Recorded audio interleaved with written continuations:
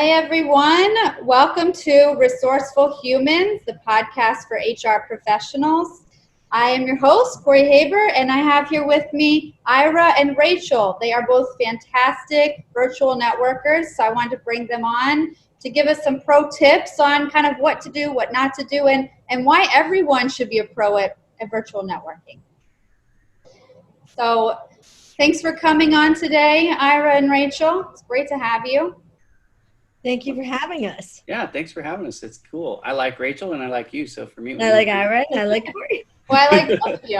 I won't say which one I like more. Well, that's just rude. It's obviously her. No. Hey, you put us together. You put us together and you're recording us and it's just fun to be here. Yep. Exactly. And I want to be wherever Rachel is. Look at that. That is awesome. I'm there mentally. Yeah. So, let's just start with a fun question. I'm really curious to hear from both of you on what your favorite social or virtual networking platform is. I mean, I know you're both very prominent on LinkedIn, but is that your favorite? That's my favorite. That's easy to answer. That's my favorite. Well, I don't know. I mean, LinkedIn is all about networking, so it's the whole thing. But I think if you have an event, like one off event, I actually like Remo better. And I'll tell you why. Because Remo allows you to go around. You're sitting at a table of up to 6 people, which means there's 5 other folks. You get to engage with them, and then you get to go to other tables and engage with other people. And it's kind of like this look and feel that we have recording, the way we're recording. So I really like that one. Okay, I've actually never heard of that one, so that's good to know. Yeah, so speed networking every Tuesday, Really? 3 p.m. Pacific, 6 p.m. Eastern with Ira on Tuesdays on Remo. Ooh, I want to try that. Yeah, you can meet more people and you can see that new platform I was telling you about. It's really cool. So you're gonna check it out. You're both invited. In fact, everybody who's watching this. I'll be there. It's speed networking. So the whole point is to meet people and get to know people from all over. And I think that's a good alternative too right now when you can't meet people in person. And that's why we look did at that in-person interaction, that live interaction. Yeah, that's the thing. It's like, okay, so if my business or whatever I'm trying to do requires me to meet more people and I can't go out because of COVID and all this pandemic junk, safely at least, this gives you an opportunity to meet face-to-face virtually, of course, with people that you wouldn't otherwise get to meet. And I'm your host, so if you like me, then, Oh, that's neat. Me and my friend Mike O'Connor from SPN, we tease each other relentlessly because we're like brothers. And so we co-host the show together. Definitely love to check it out. Yeah, and it's free. No cost. Oh, perfect. You don't even have to wear pants, but, everything from the waist up is required. We've all seen the videos of people who don't do that. Right. We've all seen. Well, so then the biggest question I have is, what? I think that there's a lot of misconceptions on a lot of professional and a lot of job titles, industries out there that feel like it's not necessary for them to network virtually. I think that a lot of times people assume that the people that need to virtually network are ones looking for jobs or people looking to market a specific product or service. And I don't necessarily feel like that's true, but I really think it's important, especially in HR. It's very important for them, especially right now. So I want to hear what you guys think as to why you feel like that is, and bringing up the speed networking. Why is that a good thing for HR professionals to do, especially ones that aren't looking for jobs, that are just happy where they are? The big question. Ira, go ahead. I'm sorry. No, I was going to say ladies first. Let's have you go first. Corey, the answer is so simple. The question people should be asking themselves is, why are they not doing this right now? Because when this is all over, none of us know when that's going to be. Let's be honest. People are going to be left behind. And that's the reality of it. If you're not marketing now and you're not networking on social media, you're not going to sustain. You need to take the time. You need to put the effort in. And you need to show up. You need to show up. Or otherwise, in all honesty, you're going to be left behind. And a year later, what's better to ask yourself? Why didn't I do this in 2020? That's a question people shouldn't be asking themselves right now. I think that's true. Yeah, so I'm going to kind of piggyback on Rachel's answer because I like that vein, but I'm going to ask it in a little bit different way. What does it hurt you answer is it doesn't hurt you at all. So there's more than just one group out there, right? There's job seekers, obviously. There are people that are in sales or marketing or something. There's entrepreneurs, there's venture capitalists, or there's people looking for venture capitalists. I mean, there's all kinds of different people. There is no group that I know of, from the CEO, the owner, the solopreneur, the job seeker, the HR director. There's nobody out there who is hurt by networking, because all networking really is talking to people that you may or may not already know, right? And so you're expanding your reach. But the biggest reason why everybody, including HR, should network, in my humble opinion, is because it allows you a bigger megaphone for when you do have something you need to communicate. You now have a method to deliver that. Perfect case in point. I made my living for 20 plus years as an outside door-to-door sales rep. Back in March, I was no longer allowed to knock on doors. If I didn't have a virtual network set up, I wouldn't have been able to do my job. And there were plenty of people like that. And there's still people like that, frankly. But also now I'm on the other side of the coin. As of June, I'm a business owner, and I make my living completely with LinkedIn, specifically, really, social media networking. So I deal with HR folks because I'm trying to see if I can help them as a business owner. Opposite side of the coin. One, trying to sell them a product or service. Now I'm trying to see if they need my assistance for a whole different thing. Either way, but I've got HR directors who the company they went to work for, it's closed. No fault of their own. Guess what? You built a network. Now you have a way to let the world know that you're available and find a job faster. I mean, there's so many different reasons why it helps everybody. As an HR person, you might have sources or resources out there that you didn't know existed, but because you network, people are letting you know about it. And now you go, hey, you know what? I can take this to the owner of my company, and maybe we have a solution we've been paying for thousands of dollars a month or a year for services that we can get now for free. We can take those resources we were spending on and use those dollars for something different, or just help increase the bottom line. So there's benefit. I mean, we could do this whole show on just the benefits of networking. I was thinking the same thing, Ara. That's exactly. There's a lot. And so this brings me to a bigger question. Once an HR professional, even if they are very involved as far as virtual networking, what would be the benefits to them getting their employees involved in that? Do their employees need to be involved in virtual networking? I think that's a question I get very often from HR professionals. They might be very involved on LinkedIn or other platforms, but their employees are not. And should they even attempt to get them involved? Yeah. Oh, they absolutely need to get them involved. There's no reason. I firmly believe like these companies need to bring people in, like the three of us, to teach them how to set their employees up. We can get them going in like a workshop and say, this is what you need to do. This is how it's going to benefit your company. They can't send their employees out into the world. Yeah. I mean, that's unrealistic. We can't go to our conventions. We can't do all the work we're doing. So they need to make sure that their employees are using their voices to represent themselves in the best possible way right now. It doesn't cost it. What is it going to cost them? Nothing. LinkedIn, and LinkedIn pre-2017, I mean, I joined in 2009. I joined LinkedIn in 2009. And what it really was, it was for recruiters and it was for marketing departments, right? And so some people still have that old mentality where it's like, well, I don't speak for my company. I'm not the official mouthpiece for the company. So I can't speak. And that's not true anymore. And then, some people are like, well, if I don't need a job, I shouldn't be on LinkedIn, which again, that's not true either. LinkedIn has switched gears or shifted gears from being a recruiting only site to being a networking platform.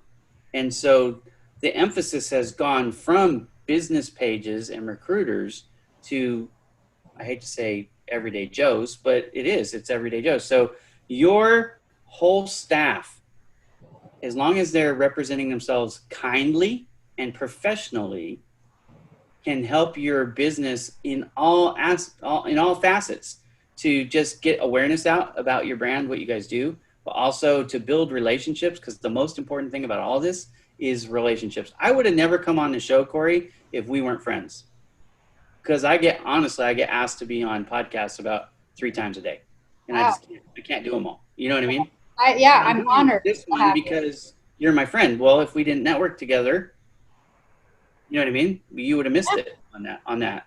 And so for people who I think they're short-sighted when they go, well, we have a director of marketing or we have a marketing team. I want you guys to focus on, I don't care if it's a customer service rep. I don't care if it's a facilities director. I don't care if it's a C-suite person who thinks they're too cool for school.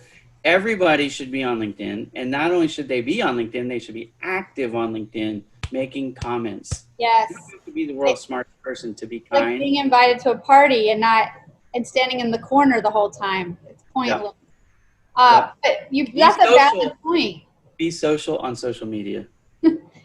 And I think that's great that you brought that up as far as the presence of the business when they're on LinkedIn, because I will say it just from my own past experience and just other people I've met, if they're looking at a job or interviewing for a job, a lot of times someone will go look at other employees for that company on LinkedIn and base a lot of their decision on whether to take that position off of that. What is their team going to be like? So you're absolutely right. We all know that when you go into a job, the dynamics in that company are going to have a huge effect on whether we like it or not, right? So absolutely, Glassdoor, LinkedIn, all these different platforms, indeed, all of them that have a little bit of insight to what the culture of a company is important. So if you're antisocial on social media, odds are you're going to be antisocial in person. Exactly. And that doesn't bode well for somebody who's considering you. Let's say they've got 3 offers they're considering. 2 of them have great, references and employees that are friendly, and yours doesn't, and they're not. And I'm passing. I don't even care if you're the top dollar. I'm passing. I don't know about you, Rachel, but that's what I'm doing. Yeah, I think that you said it perfectly. First of all, if you're not coming from a place of kindness, that's definitely going to affect your social media. That in a big, and that's really crucial. I that you said that. I mean, if you're getting on social media, I mean, I would never hire somebody. I want to work with them. Like you said, Corey and I met. She was kind. She was extremely professional, and I brought her on my show, and there was just a connection, and that's a big part of it. And it's about relationships, definitely. Nobody wants to work in toxic culture. And we can control that now, right? We have the choice of who we want to work with. I want to work with Corey. I will always work with her. We control that. Do you feel like virtual networking and social media is a good way for a business or HR professional to kind of keep an eye on the culture that they're providing to their employees, or the culture that their employees are involved in? I think, yeah. Rachel, I'm going to let you go first, but I think yes. I think that they can actually create the environment right now. And they can do it from not a place of it can become a place of a holistic space instead of that distance that's in companies where, HR is here and employee. They now can make this all together and all one. They can bring everybody together. It's their option. They can be more approachable. Mm-hmm. I have a really good friend who's taught me a lot about HR, and it really is that person available. They can make themselves right now available. They can set up what the 3 of us are doing right now. They can bring down those barriers. I know a lot of people have, they have a lot of thoughts about HR. They have a lot of fears about HR. What, can they go to them? Are they approachable? So this creates it. Right. I agree. And it's changing so much right now that the remote world is inclusive of virtual networking, I feel, and it's got to become a part of their day-to-day. Well, for HR too, okay, so Rachel, her answer is awesome. So I like Rachel because she's very smart. So here's the thing. HR directors can not only benefit from, being active on social and having their employees social. This is one of the things that gives them an opportunity for early warning signs that there is a problem. So if you start to see that somebody's being, closed off or perhaps a little short in their replies on social media, then that's a warning sign that they're not happy. So there's that. But then the other part of this is, we talked about rapport earlier, building rapport, because HR, so I worked for a company in my last job, and it'll probably be the last job I ever have because I'm a business owner now. So as long as everything goes well, I should be fine, right? But I can tell you this, I was in a different office than the HR folks. So I didn't even have direct daily access to them. They had no way to build a relationship with me. And frankly, I had no way to build a relationship with them because they weren't on social media, even though I am. So by having people more active on social media, they would have had a chance to help me understand them as a human, not as just a title, right? And so there is almost always that separation, especially the closer you are to entry level. It seems like there's a greater gap in, you know, the relationship with that employee at that level and the HR, because HR tends to be closer to the ownership group. So the higher up, usually not C-suite, but right below it, right? And that's typically where they fall, unless it's obviously CHRO. But for the most part, there's a gap in your blue collar workers, your entry workers, and even like your supervisor roles. And so by having social media and having them active, both sets, you not only get the early warning signs, but you also can make those friendships or that rapport building that can help you. What do we know in HR? It's way easier to keep talent than it is to replace, right? So if we can keep them happy, and the first step of that, keeping them happy, is identifying when they're not, I think. So if you can maintain a positive feeling, emotional connection between the HR team and your I hate to say your run of the mill, but your common work staff, because everybody, the HR team is going to cater to the leadership team, of course, but get them to understand and socialize virtually in a network, setting. I think it's huge advantages. So again, why should HR network?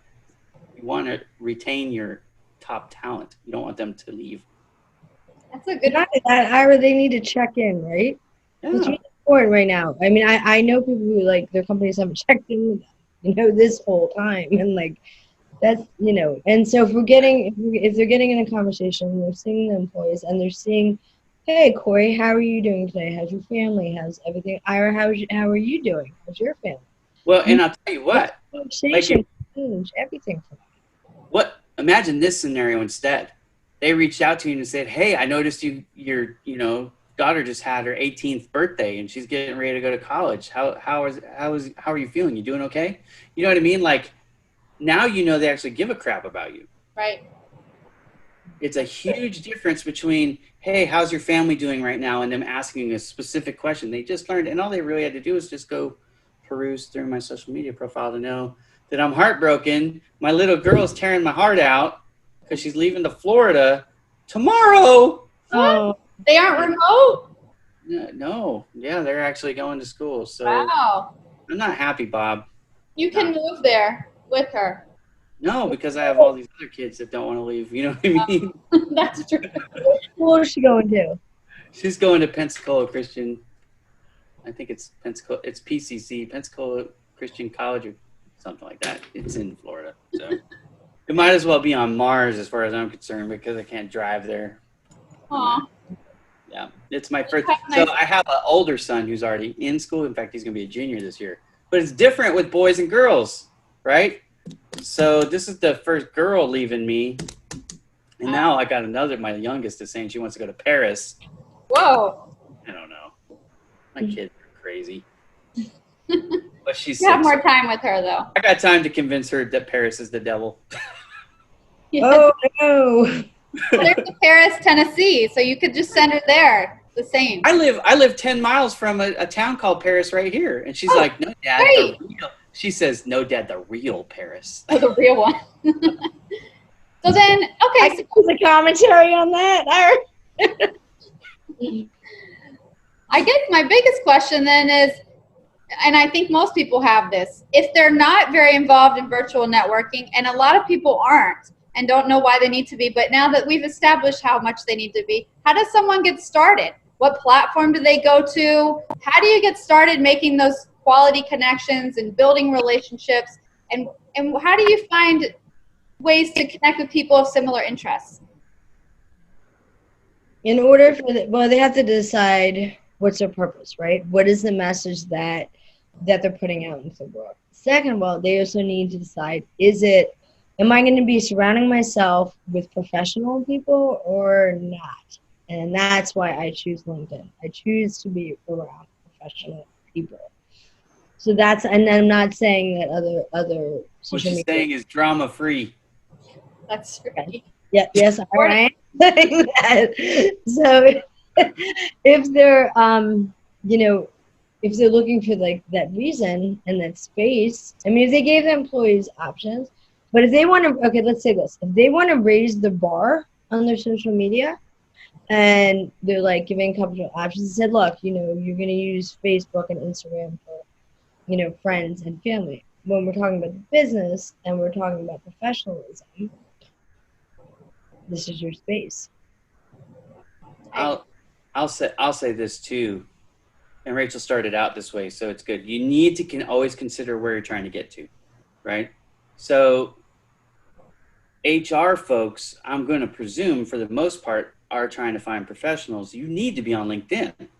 I mean, that just is what it is. And mostly it's B2B stuff. What I'm finding on LinkedIn, the more business to business stuff, the business to consumer, the B2C space seems to still have a stronger play on Facebook. And in Facebook specifically, it's in group pages, right? So you might want to join like 50 different groups that are associated with what we're trying to do. But to what Rachel was saying earlier, you have to know what you're trying to get. Are you trying to find a job? Are you trying to find investors? Are you trying to find future employees? Are you trying to find customers? You know, so you have to know what your demographic is, what you're trying to accomplish, what your demographics are, and then where do they live? Because I will tell you the number one thing people make, the mistake they make as a new social media person, is they come in with a consumer mindset. What I mean by that is, what am I going to enjoy? What's going to entertain me? What do I feel like doing? As opposed to thinking about it from a business perspective and the point of view of the other person on the other side. So one of the things that makes me different and what helped me grow my network so fast, because I amassed almost 200,000 followers on LinkedIn in just 2 years' time. And how I did it was stop thinking about Ira the consumer and start thinking about Ira the producer. Now when I put my avatar hat on and I'm going, okay, I'm going after small to medium business owners. Usually they're 50 to 65 years old. They're not tech savvy, but they need help managing social media and creating media content for their websites or whatever. I stopped using terms that they didn't understand. I stopped making posts just about my business. So I started to figure out what people enjoy, not what necessarily I enjoy, right? And that's one of the ways that I learned about commenting. So the number one thing you can do, pick your platform. When I say drama free, here's what I mean. There are trolls out there on every platform. They just hate, right? Yeah. But there seems to be, I like to call Facebook debate book, because everybody likes to like go at it like they're angry. You know, we're men and women, so we can't get along. We're white, we're black, we can't get along. We're rich, we're poor. We're Republican, we're Democrat. We're Catholic, we're Baptist, whatever. I mean, it just seems like everybody wants to fight about everything. So I don't like Facebook for business. That's just my personality. I love LinkedIn for the most part because I don't find those same animosities. I can talk to women, talking to two right now, and we can have a civil discourse even when we don't disagree or don't agree, right? We can hear the other person's philosophies and kind of with that mindset of how can I get better and maybe what can I add to the conversation so maybe you learn something too. I love that.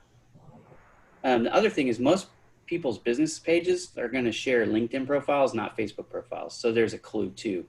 But I will say this, depends on the industry again, because I'm in the media business. I make videos and graphics and stuff. So I'm on Instagram. I use Instagram a lot. I also use YouTube. I also use Twitter. So it's not just LinkedIn or nothing, right? You have to kind of know what you're trying to accomplish. The other thing about beginners is don't read it like a newspaper. Just scroll and nod your head and keep scrolling, right? Likes don't mean nothing. Shares are the best thing you can do for somebody. So if you want to help them out, you really want to help them out, share their posts. But most post writers will appreciate a comment. So if you've already taken the time to read it, you can always do this. Here's your tip of the day, pro tip. You can always comment on the post itself. You can compliment the author or ask the author a question about anything, like where is that behind you, Rachel, if you know what I mean? Because it's a conversation starter. Or you can engage with one of the other commenters. Like if they've said something and started a conversation, you can engage with them. Any which way you do that, you're increasing your visibility and you're helping the author of the post. So you're doing, it's win-win networking. And if you do that consistently, you're going to gain followers, you're going to gain connections like a weed. And before you know it, you're not going to have trouble with that megaphone I was talking about before. When you go to say something, people are going to see it. Because if you have the world's best crafted post and 3 followers, nobody's ever going to read it. You know what I mean? As soon as you start getting your snowball built up into avalanche size, then when you make a post, you know, I could basically say anything I want on LinkedIn and I get 50,000 views on it now because I have such a huge following.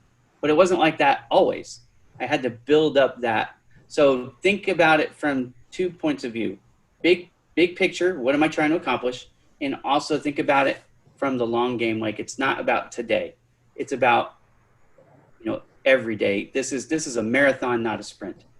I'm going to build on this thing continually, little bit by little bit, and it's going to build. And before you know it, you're going to have a huge following. So don't lose heart that your post only got 50 views and my post got 50,000. You're not competing with me today. You're competing with your tomorrow and your next week and your next month and your next year. Just keep building. Hopefully that helps. And Corey, you know, without engagement, I just wrote this on one of my friends' posts that he was talking about engagement. Like, and I was honest. I said, if you don't engage, you're gonna fail. I mean, yep. It has to be. It's not really like a.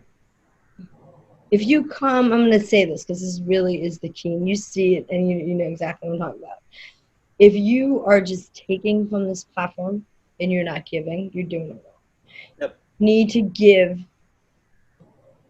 You need to give on the platforms. You need to give back, and it's not about reciprocity. It's about getting out there, engaging with people. That is really, really important. A lot of the people before I maxed out, a lot of the people that I connected with were people that I saw commenting on my friend's post, and I was like, oh wow, I really loved what that person just said, and then I would send them a connection request. So I've been maxed out for almost 2 years, and because people fall off, I don't know what it is. They don't like me anymore, or they cancel their account or whatever. But usually like once a week, I get an opening. And you know who I fill those spots with? The people I recognize so, you know, I have anywhere from 3,000 to 4,000 people usually in my queue is what I call it, right? They just sit there and I don't note anybody because I don't want to do that. Request? Sorry? Friend request, yeah. So friend requests, here's a strategy, and this will help tie this all together. When you do it, it helps if you actually start in the comment sections of their posts, right? Like comment on their post for a couple weeks, then send them a friend request, connection request. And when you do that, send a note with it that tells them, you know, that you appreciate their post and you want to continue to support their post. You don't want to miss their post, something like that. You give them a reason other than what they can do to help you, because that's what most people do. They try and pitch me. If they send me a message, it's like, oh, I want to sell you this software. Well, thanks for letting me know that you're just going to spam me nonstop. So I'm going to pass over that one. But the one who puts in what they're going to do, why they appreciate me or what they're going to do to help me, that makes them stand out to me. And then when I do have that slot open up, I put them in. The other thing I'm going to say is a lot of people are confused on this platform, or actually on all social media.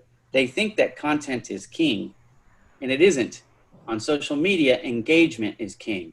You can build a huge following, a huge network, never making any posts. By only making comments, you can actually build a network just as fast.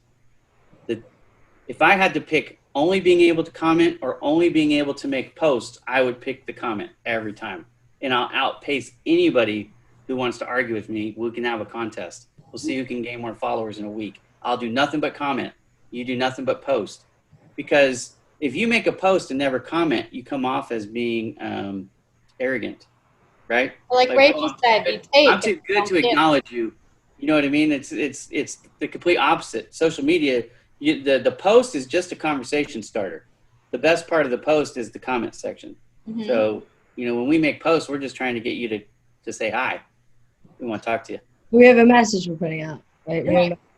Well, and I think you both are very good at the engagement side, and that's why you get so much engagement on your posts. Is I think a lot of people do not realize that it's not about the content. It's about making those relationships and engaging with people so that they want to engage in your posts. like Rachel and Ira, I've noticed that almost on every post you have, pretty much all of them, you respond to every person. Every comment that someone makes, you have a response. Unless It's it's a a troll. thank you or a question. If it's It's an honor for them for showing up, right? They're taking their time, Yep. right? They're taking their time to engage with you. They took the time, first of all, to like watch my content, and then they're saying, "Hey, Rach, this is what I thought about," and their thoughts. So I appreciate it. Well, They could use time to spend it anywhere, right? I'm gonna tell you this too.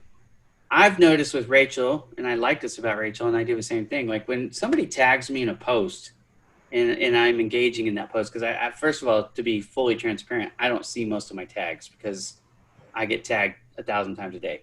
So when my friends let me know that I was tagged in their post and they come visit it, then what I try to do is try to live with that post. So like if you're going to engage in that post, I'm going to engage back, and I'm going to try to stay there. And Rachel does the same thing, and I think that's where people then want to tag me in future posts, because they know like, oh, it's not just a ploy to get more views. This one, he's actually going to bring something to the table. Right. And so that's where I try to say, hey, can you tag me on stuff only when it's relevant, when like I'm actually relevant to the conversation, not just because you want more views. And let me say this, Corey, Ira, I'm so glad you brought this up. Corey, it is really, really obvious on social media when somebody is being opportunistic versus being real. Like I could tell when, it's one of my friends, like I know when I'm tagged what it's about. I can read through the lines. And especially when people read the lines probably faster than most people, honestly, because we're good at this thing, right? So if you're trying to snowball us, like, don't do that. Just be straight up. Right. Like you might as well just say, I want more views. Here's the people I'm trying to bring in to bring me more views. Yeah. But and that doesn't it's obvious. It feel good. Yeah, it's not flattering. It's actually the opposite. You're ruining our relationship. Right. Well, and again, can you say that again? Yeah, you're ruining our relationship. When you tag me, let's say it's about beauty products. Look at me. Do I look like I use beauty products? You know what I mean? I'm an ugly bucktooth dude. I'm 5 foot nothing. I'm overweight. I eat too many gummy bears. So anyways, you know what I mean? Don't tag me in that. It doesn't make sense. If you're it needs to be relevant. Right. What's funny of that, Corey, the amount of tags that Ira and I get, and then like I go through them, right? I'm like, okay, it's Corey's. I'm on it. It's Corey's tag. Or it's also the lack of and we're when it comes to social media, let me say this: if you're going to be on there, I'm working very hard to teach manners and etiquette. Yeah. I would not hire somebody who doesn't have manners or etiquette. Right. And that's what Corey knows. That's one of my goals. Like in this next year, is that everybody say, "Please, thank you, you're welcome." So when people are tagging you, who you don't even know, and like Ira said, we know, it's very obvious. You've never talked to me before in your life, but there I am tagged in your post. Right.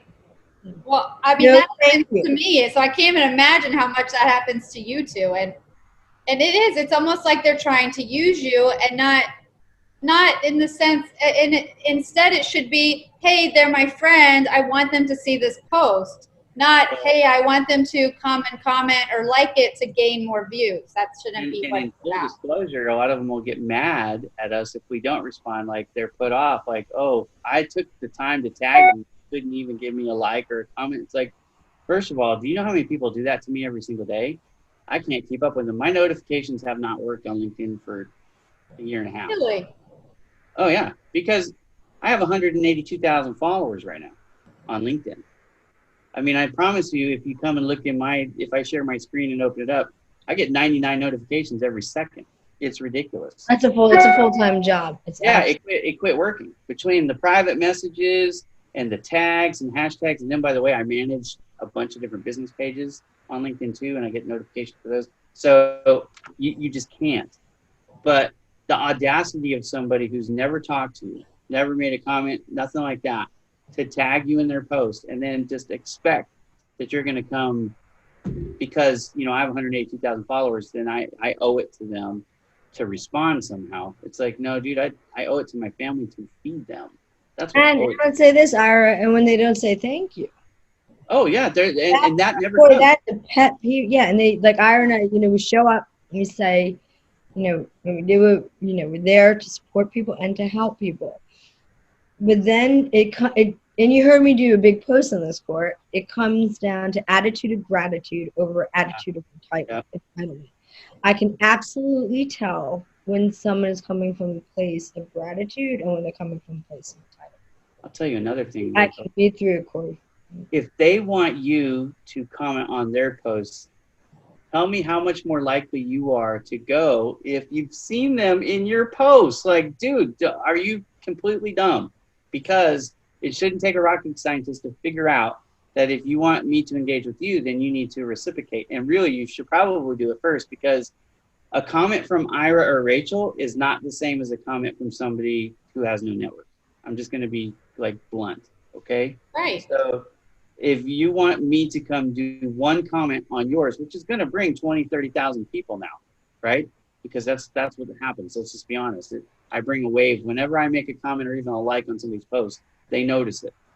But Can you explain that to people, Ira? Because honestly, some people don't. Let's talk about that. This is good for your HR group. Can you explain exactly what following is? Because some people don't understand. Yeah, so there's a difference between connections and followers, okay? There is a limit to first-degree connections. Now, first of all, you have to understand what all this means. LinkedIn is different than every other platform. On LinkedIn, if you're not a first, second, or third connection, you are limited to what you see. I liken it to an old-fashioned video game where the board was all dark or all white, depending on what game it was. You had an old-school flashlight in your hand, and if you turned one direction or the other, you could illuminate a little bit of the board. And that's really how LinkedIn works, okay? When you have a small network, you can only see a very small part. There's 675 million active users on LinkedIn, but you don't see them all. Even if you use a hashtag, like if you're on Twitter or you're on Facebook or whatever, and use a hashtag, you have access to the whole platform. But on LinkedIn, you don't. First, second, or third only. So on LinkedIn, if you have a direct connection, if I'm connected to Rachel, which I am, if I'm connected to Corey, I am, they're my first degrees. Now, if they have somebody, let's say the person's name is Paula. Paula is connected to Corey, but she's not connected to Rachel and I, okay? Because Paula hasn't figured out that we're good people yet. So when Corey goes to view Paula's profile, she's going to see first next to their name. Rachel and I are going to see second. But because we're in that first, second, and third, when Paula makes a post, we actually have an opportunity to see it. When we search for content, we can see her stuff because we're linked in. That's what the name, where the name comes from. We're linked in first, second, or third, right? It's like a chain. But if it's a fourth degree of separation, like your Kevin Bacon, 6 degrees of separations, right? If you're more than 4, it doesn't matter. So if I make a hashtag or if I make a post, they can't see it. If they make a post using a hashtag, I can't see it, okay? So connections, there's a limit, 30,000. That's the limit. So when I say I'm hitting that limit and it, like once a week, I get somebody drops off and I can backfill, that's what I'm talking about. I'm up against that 30,000 cap. Now, my firsts become your second. So when I'm connected to Craig or to Kirsty Bonner or to Brigitte or to Oleg or any of the hundreds of people that I have that have millions of followers, they all capped at 30,000 each. But you're creating a super, what I call super megaphone, right? Because now you're connected into LinkedIn almost to everybody, frankly, when you connect to me because of the people that I'm connected to. But now following is something different. Following, I can follow you whether you follow me back or not. So it can almost like think celebrity. Like I follow Bill Gates. Bill Gates doesn't follow me back. He doesn't know who Ira Bowman is. You know what I mean? So we can follow them, but you can follow anybody. Now, when you're a follower of a person, if they make a post, you have an opportunity to see it if it shows it in your feed, but you're not necessarily going to see it. But that's what that really does. You cannot direct message them, which is the main difference between follower and connection. So Rachel and Corey can send me a direct message on social media, and I can send one back to them because we're first degree connections. If you're second degree, most of the time the answer is you can't. You could send in mail, which you have to pay for, or you can join a group. This is a pro hack, by the way. Join a group that they're in, go view their profile, join a group, and then go through the membership directory, and then you can send them a message that way. Oh, so, wow. That's a good tip. A little tip. I have a video on YouTube about that, by the way, and LinkedIn got pissed off that I made that. No, that's a really good one. So here's the thing. Followers, they can't see your hashtags, but they can get notifications on your posts. They can't necessarily send you a direct message. Now, I have a premium account, which allows me to open up my DMs to everybody, which I've done because I want, people to reach out to me for help, whether that's coaching or for my work, right? So there's that. But when you have a huge following and you make a post, so the algorithm's going to show, I don't even know if we want to talk about algorithm. Oh my goodness. I could do an hour on that. Like, Corey, are we staying on track for you? Yeah, I don't know if we have time to talk about algorithm, but yeah, so let's just do this. Okay. In your feed, when you're scrolling, followers have an opportunity to see it. The more the post gets commented on, engaged, and shared. This is why shares are so important. When you share a post, what it's telling LinkedIn is, hey, this is really good content and it's worth opening up. And so there's an amplifier in the algorithm. It gives it a bonus score, and that's why shares are the best, right? Comments are second best and likes are third best, but they're very weak. So the comments and the shares do much more than likes. So by doing that, it opens up more of that post to other followers in their feed. And that's why Corey, is such an important conversation, because people like Ira, me, and you can go in and explain this to a company and say, okay, this is what you want to do. This is how you want to set up. Because in all reality is you need a social media strategy in place. Right. You do. You know exactly, like I know exactly what, I'm planning out for the week, what my goal is, what my objective is. Let's put it on the line. Every company exists to do something. You've got a service or a product that you're trying to get out there. And when you make changes, if you have 50 employees and only one person's on LinkedIn and they have a small following because they don't really use it, you have no way to impact social selling. I mean, that's the bottom line. But if you have all 50 people online and some of them have bigger followings, let's say 30,000, 40,000, 50,000 followers, when they go to make a post about that announcement, now it gets out there and you don't have to spend money. This is free. And this always makes me feel really good. From June 5th, I launched my business. I have not had to spend one single penny in advertising at all. Wow. And I'm making more money each month. I'm having my best month already, right? So, it's incredible. The power of, I call it organic SEO. We'll get into that some other time. But basically free because I use social media properly. That's the power of networking and why everybody should do it, honestly. Because I don't care if you're doing philanthropy work like I do at Project Help You Grow, or if you're doing something for pay, or, it doesn't matter. It could be community outreach. It could be hospital stuff. It could be, anything, any financial good or service. It could be any manufacturer. The larger the workforce you have an opportunity to reach further faster if you just uncork or untap the social media potential that's free. That's what's wonderful. Exactly. It is. And I think, and I want to touch on what Rachel said. I think the biggest takeaway on virtual networking is the fact that you should treat it like real life interaction. And I think a lot of people don't get that. Just because you're behind your computer or behind your phone does not mean you shouldn't have manners. You shouldn't have the right attitude. You shouldn't engage. You shouldn't say thank you. You still should. It's just, remember the golden rule? Treat others as you treat yourself. Online, and actually I'm going to tell you, so when you're doing the video stuff, it's actually a little bit easier because you get the non-verbal and the visual clues. But when you're just doing text only and you're typing, you need to be really, really careful with your word choice. Right. And if you're trying to be sarcastic, you need to put a ha-ha or give them a clue, like a little smiley face where they're crying. You know what I mean? Like give them a clue that it was a joke so that people don't think you're a jerk. You were joking, but they don't a lot of times. Yeah, the LOL. They like, okay. You gotta make sure that people get it, right? It's okay to tease and joke. I do it all the time. I love to tease people, as you guys have already figured out. But I'm joking. And therefore, you don't want to be the bad guy. You don't want to be the troll. I mean, at the end of the day, you're representing yourself and your business. So All right, I'm gonna add this. For me, I don't know how Ira feels about this, but like my first interaction when I connect with somebody in that first message and direct messaging, because honestly, that's where everybody fails, in my opinion. That's why you hear me talk about all the time. The direct, that's where people fail. They fail in direct messaging.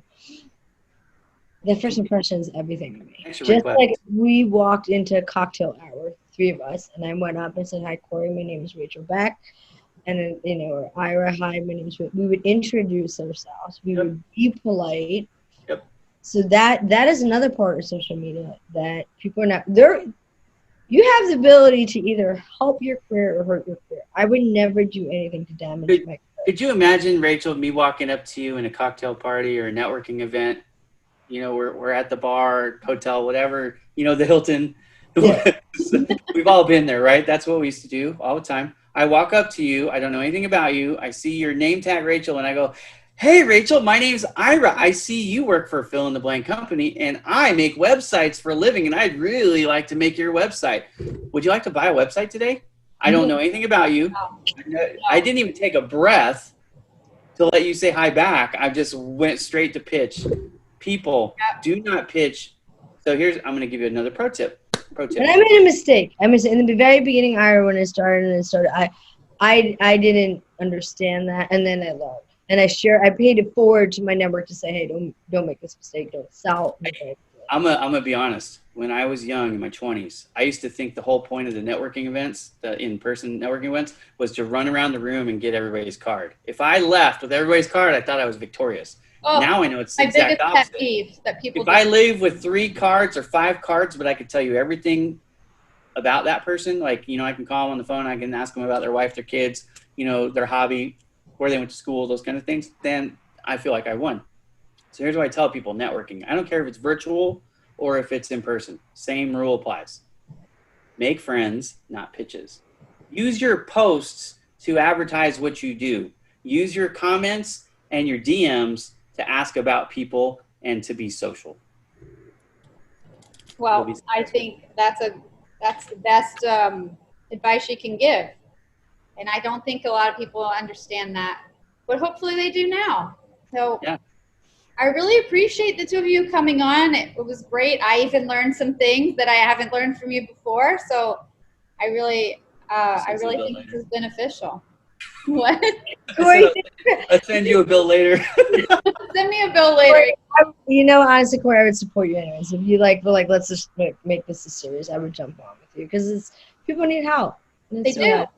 They do, and I think that the biggest problem right now is a lot of people don't think they need to social network or virtual network if they aren't looking for a job, and Rachel, that's absolutely not true. Rachel keyed on it. If you go into this being nice to people and you look for ways to help them, proactively help them, don't even wait almost everybody will be nice to you if you're nice to them first. You know what I mean? So just be nice. Look for ways like they need some help. You can help everybody on social media by sharing their posts. So if you're looking like, what can I do? You know what you could be? There's a hashtag on LinkedIn. It's called Helping Hands. Hashtag Helping Hands. Every time you see somebody in your comments who just puts a hashtag Helping Hands, what they're really trying to tell you is they just shared your post. Wow. It doesn't cost anything to share posts. So share posts. You'll catch people's attention. Good pro tip. Yep. All right, thank you both. And hopefully you can come back again. Thank you.